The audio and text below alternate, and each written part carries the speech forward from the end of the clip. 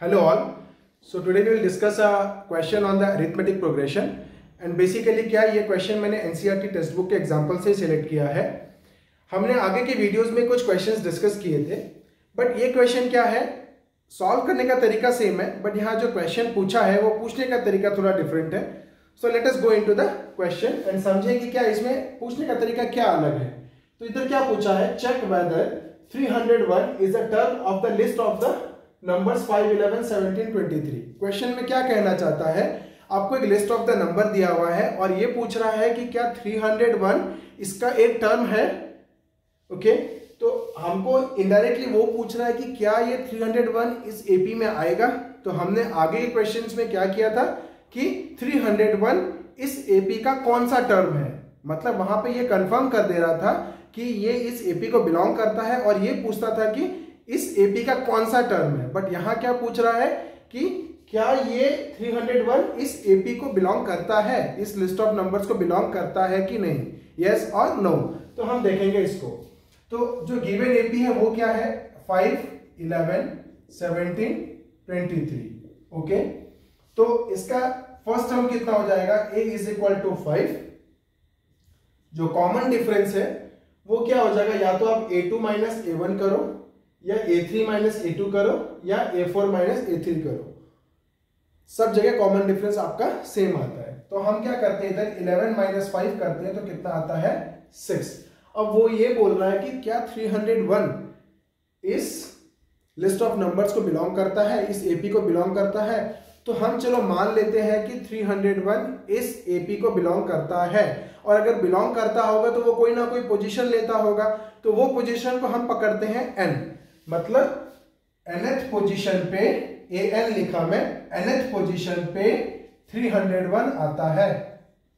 जैसे first position पे 5 आता है, a2 पे 11 आता है, a3 पे 17 आता है, a4 पे 23 आता है। तो हम ये मान के चलते हैं कि 301 किधर आएगा, nth पोजीशन पे आएगा। सो an इज इक्वल टू 301। अब कोई भी जनरल टर्म है ये, तो जनरल टर्म का फॉर्मूला क्या हो गया, तो an is equal to a plus n minus 1 whole into d is equal to 301। हम क्या करते हैं, हमारे पास a है और हमारे पास d है, तो हम इसकी वैल्यूज इधर डाल देते हैं, फिर हम n की वैल्यूज निकालने की ट्राई करेंगे। तो देखो n की वैल्यूज, अगर हम यहाँ पे नेचुरल नंबर की बात करेंगे, अगर n की वैल्यू 1 आती है, 2 आती है, 3 आती है, मतलब कोई भी काउंटिंग नंबर्स आ जाती है, तो इसका मतलब ये इसको एग्जिस्ट करता है, बट काउंटिंग नंबर्स नहीं आता है। ठीक है, तो क्या हो जाता है, ये हमारा नेचुरल नंबर नहीं आता है, इससे हमको ये पता चलता है कि ये एपी को बिलोंग नहीं करता है। तो लेट्स सी, a कितना है हमारा इधर 5 plus n minus 1 whole into D. So n minus 1 whole into D कितना हो गया मेरा 6 इज इक्वल टू 301। सो इधर क्या हो गया 5 प्लस, यहाँ पे अगर आप मल्टीप्लाई कर देते हो तो आपको इजी हो जाएगा। तो ये कितना हो जाता है, 6n माइनस 6 प्लस 5 कितना हो जाएगा, minus 1 is equal to 301। So you get 6n is equal to 302। So you get n is equal to 302 by 6।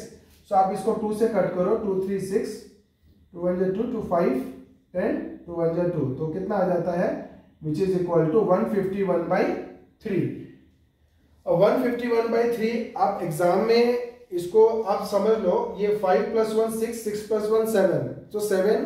अब ये जो 151 है वो क्या है, 3 से डिविजिबिलिटी नहीं आ रही है, क्योंकि अगर इनकी सम अगर 3 से डिवाइड हो जाती, 1 प्लस 5 प्लस 1 5 6 7, अगर ये 3 से डिवाइड हो जाती तो डिविजिबिलिटी 3 से आती। इसका मतलब ये 3 से नहीं कटेगा, नहीं कटेगा तो मैं जो बोला था आपको एक नेचुरल नंबर मिलना चाहिए, वो नेचुरल नंबर आपको नहीं मिलेगा।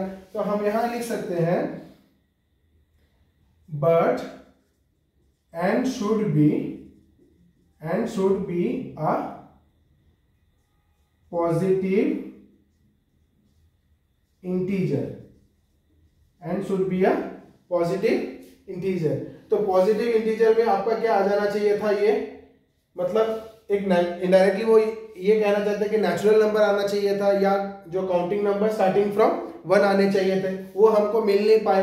देयरफॉर हम क्या कंक्लूड कर सकते हैं, हम ये कंक्लूड कर सकते हैं कि 301 इस एपी को तो बिलोंग नहीं करता है।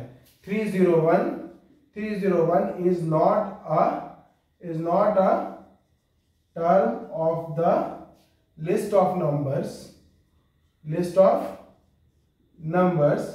5, 11, 17, 23 इनको ये बिलोंग नहीं करता है। तो होप ये क्वेश्चन आपको समझ में आ गया। मैं बेसिक क्वेश्चन से थोड़ा टफ क्वेश्चंस में जाऊंगा। तो पहले I will cover up the examples from the NCERT textbook and then I will go through the reference book questions also. Meanwhile, in between I will be covering the questions from the board exams also. So stay tuned with my videos. अभी के लिए इतना ही। Thank you.